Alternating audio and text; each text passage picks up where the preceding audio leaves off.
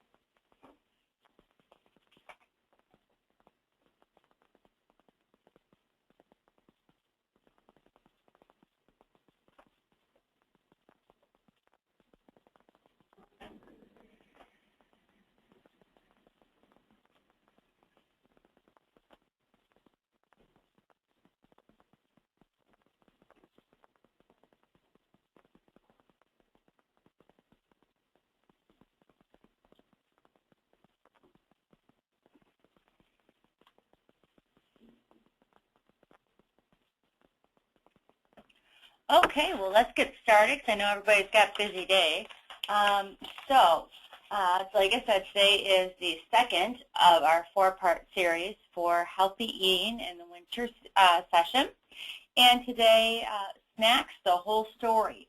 We're going to be discussing some things and regarding the snacks and different types of snacks and how to package snacks. A couple housekeeping items for you. I will be sending you the PowerPoint presentation probably tomorrow morning, along with an evaluation of today's session. Also, you can feel free to ask questions throughout the session by typing in your question. And at the end, I'm going to leave about 5 to 10 minutes to answer all of your questions. So please be patient. I will get there. My name is Erica, and I am a dietitian here with Healthy, and I would like to introduce you to the snacks. And again, see, there we go. What is smart snacking? And that really is probably the biggest question, smart snacking. You hear a lot of people say, you know, sometimes if I snack, I eat too much. If I don't snack, I'm starving by the time I get to my meal. So what is smart snacking? Think small. A snack is not a meal. It is just that, a snack, something to break up the time between your larger meals. You may think of taking the same amount of food that you eat right now in a day and just breaking it up into smaller pieces throughout the day so that your body gets continuous energy doses throughout the day. It usually is about 100 to 200 calories. So if you're someone who has a package item along with you, you could see, okay, yep, you know, this is only 25 calories. I can have more. Or, wow, this is like 500 calories. That's more of a meal size, and maybe I should cut this in half. So it's just a ballpark for what you're looking for. I'll either double your pleasure. Choosing snacks that have foods from a couple food groups can be helpful, such as a fruit and a protein, so like apples and peanut butter, or milk and cereal. Those sorts of things give you fiber, so your body stays a little more full longer because it takes a long time to digest. But it also has something like a protein, a lean protein, or a plant-based protein that also digests a little slower. So that small size snack you're having can last a longer time period. If you just have something like a drink of juice or candy, it is all simple sugars and will digest really quickly, and you will be hungry again more quickly. So thinking about what the snack involves. No holding out, like I was saying at the beginning, not waiting too long. Snack before you are ravenous, because we probably have all experienced this. I know I have. You maybe eat in the morning, or maybe you don't, and you get to work and you get really busy, and an hour later you think, oh, I'm kind of getting a little hungry, and then you get into another task, and an hour later, oh, I'm getting kind of hungry, and then you get into another task. And then it's lunchtime, it's been 6 hours since you got up, and now you are super hungry. And other food that other people have smells really good and you just want it. Or you go out to your vehicle and you smell fast food and you smell those enticing smells from other places, and you're like, oh, you're drawn right to it, right? So it might not be what you chose, might not be what your plan was, but because you're so hungry, those sights and smells really draw you in and influence your choices. Planning your snacks. So we talked last week about planning our meals, planning our food for our house, planning our grocery shopping. Planning the snack is very important too. So if you're just snacking because of who's in front of you, that's not a planned snack. If you're kind of the same thing, you walk into the house, you're super hungry, and there are cookies. They look really great. You're really hungry. You eat them. Let's flip that around and think about in a more healthful, more planned way. You could have had maybe 2, 3 cookies, or if it's a big one, maybe just one. Something in a Ziploc bag, and you planned it in. You knew how much you were going to have, when you were going to have it, and about how it fit into your day. So you're still having the same sorts of things, but in a more thoughtful manner. Hit the jackpot. We're going to talk some more about this, this concept of having foods that really you can have a large volume of food for a smaller amount of calories. So snacks that look large, but they're still small in your caloric intake. Things like 5 cups, think about this, 5 cups of the 94% fat-free popcorn is less than 100 calories. 5 cups of food for less than 100 calories? That's pretty great. A couple of things that help this situation are your hand movement, right? You constantly hand back and forth, lots of bites, lots of individual times to eat versus like having an apple in your hand and eating it once, okay? So that is one point. The other point is it's really high in fiber, so it's a whole grain, so it's going to fill you up a little more quickly. It's going to attract water in your stomach to make you feel more full. It's also going to digest slower, so it will stay in your system longer, helping you feel more full for a longer period of time. Another snack that's less than 200 calories, 12 almonds broken in half. So now you have 24 hand movements, and a medium piece of fruit. That's under 200 calories and a pretty big size snack. So take that medium piece of fruit, cut that up into sections as well. So now you might have 30 hand movements back and forth from that bowl to your mouth. And it's going to take a lot longer to eat that snack than something that you're just walking by, you throw the cookie, and you're done, right?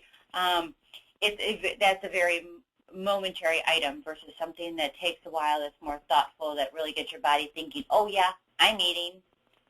So that's really what today's presentation is about, is how do we maximize your snacking, the snacks you choose, and how you put them together. I also have this slide here, and this is where we talk about a lot of different ideas in snacks. Some of you may have tried before, some maybe not, or not for a long time. Some might not be on your radar if you're vegetarian, and we've got some things here that have meat. So Just a lot of different ideas. Some other things I want to point out are the quick tips on the right there. We'll explore this a little bit as we go through the rest of the presentation, but serving snacks on a plate or in a bowl instead of eating from the box or bag. What that can do is really decrease the amount that you eat in one sitting. I don't know if you've tried this. I keep trying it home with kids and that sort of thing. Don't take the bag, because if they get the bag, then half the bag's going to be gone before the bag goes back in the pantry.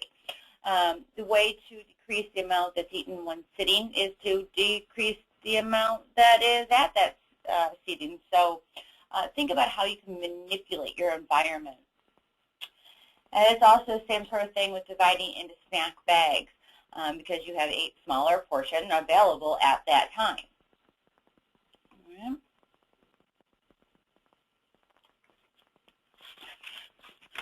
Go big or go home. Well, go big. Be bold and adventurous. It's time for something new. There are so many recipes out there. I know it takes time to find recipes.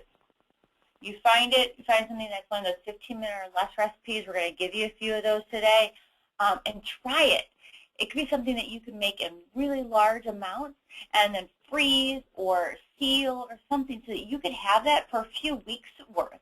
You could take it to lunch or just to work with you every day for 2 weeks if you wanted to, and only make it once. So you have to think about this every day, and it creates a variety. And variety will help you stick with your new habits longer if you don't get bored with them as quickly. You can make these things at home and have them at home with your family, on the run, out running errands, out at different activities that you may have. You're eating on the run between school and sports and whatever else it might be. Having something like a snack that's pre-portioned, that you have all your little baggies, you throw them in the car, you're ready to go. It's always there for you. So you're not having maybe to get caught off guard and stop at a fast food or stop somewhere, because you've got your food and you know what you made and you know that it's a healthier option. Bring them to work, because everybody loves food at a meeting or having a potluck for the whole group. You can share these new ideas with other people that maybe make it once and see what other people have to say about it. Did this work? Would you use a new spice? Would you take something out? Trying things with other people. You don't have to tell them what's in it either, unless if people have allergies, then I get it. But just having someone taste something and really be open to what that is, the experience they're having, and then give you feedback of how they enjoyed it.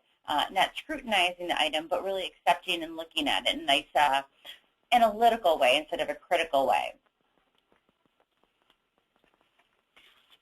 So this one right here, get your fruit fix. This is one of those foods I was talking about with a large volume for a small caloric cost, if you want to say.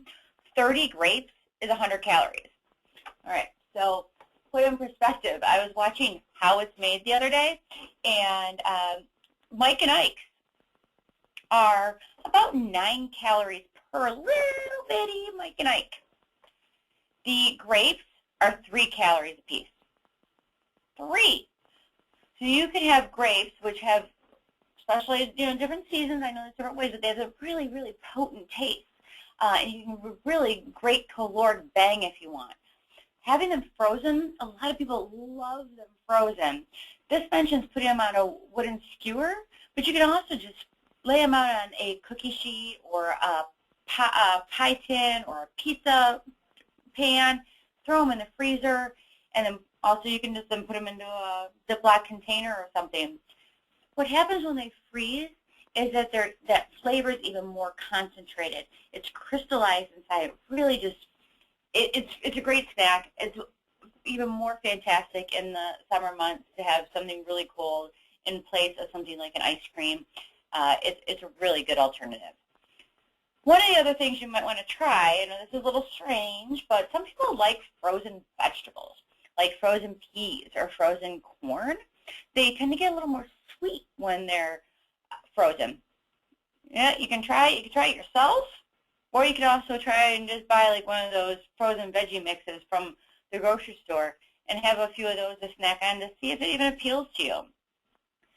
I also put the links to these recipes on the bottom of these pages, so as you get the PowerPoint, you'll be able to click on those links and get them yourself, so you don't have to remember them.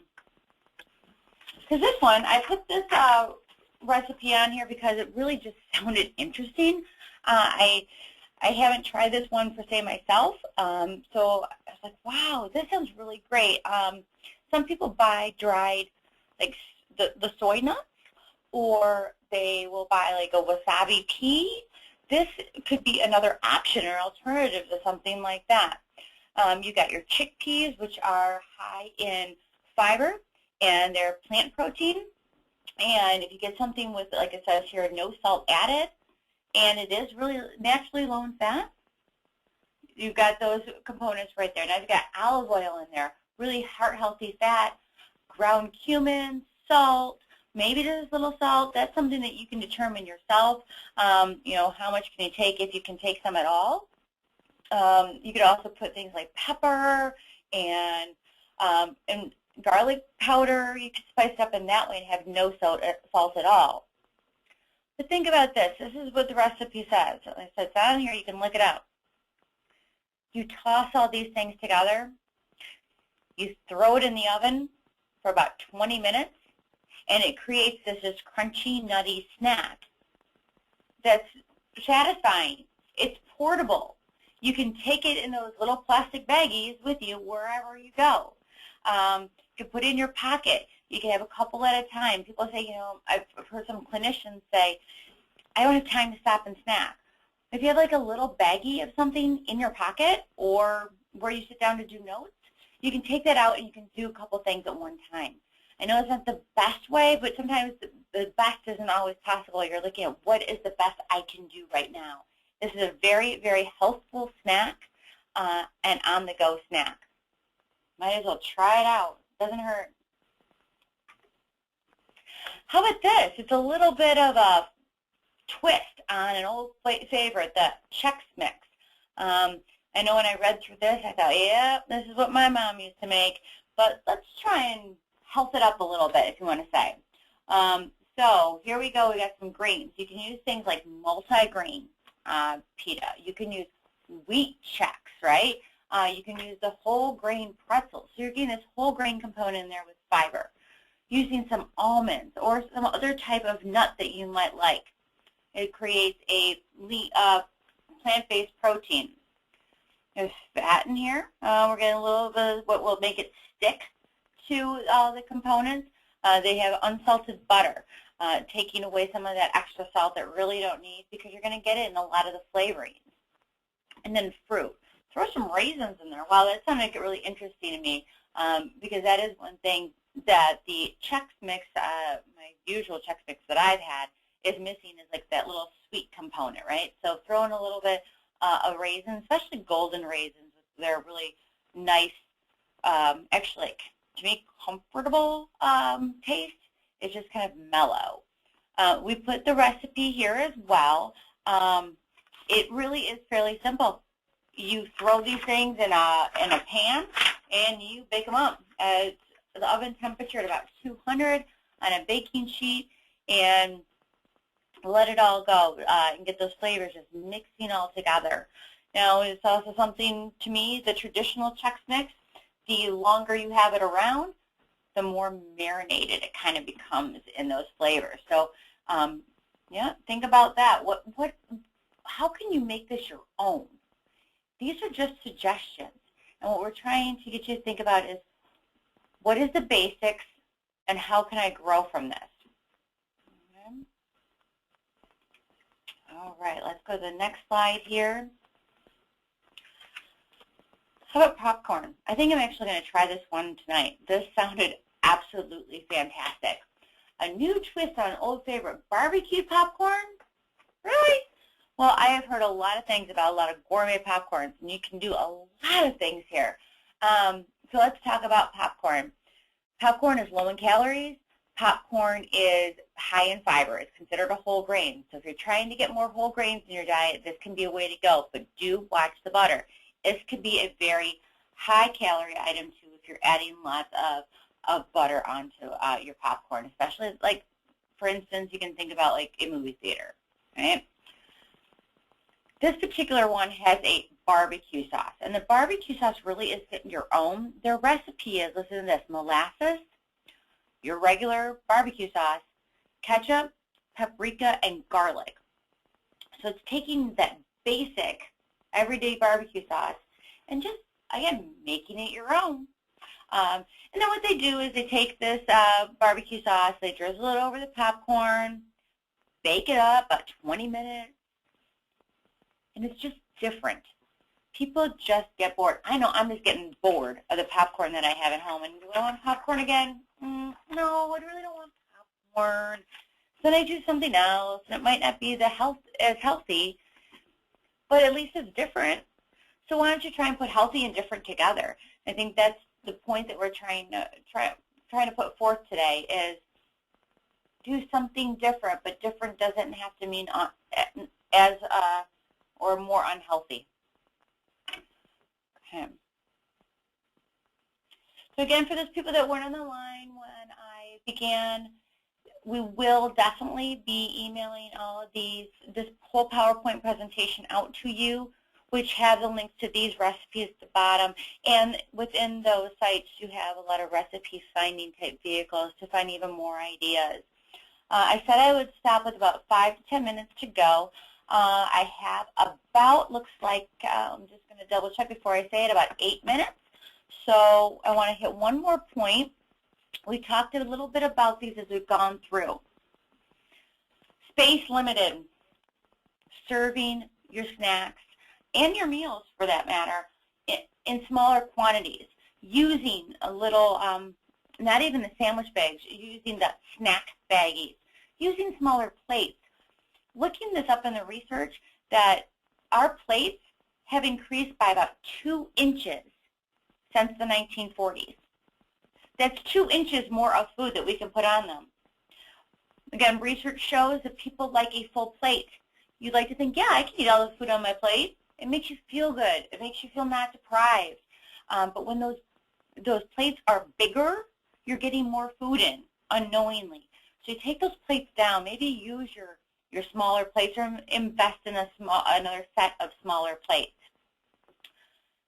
Savor the flavor. So slow down. Enjoy your food. Enjoy the taste. Enjoy the texture.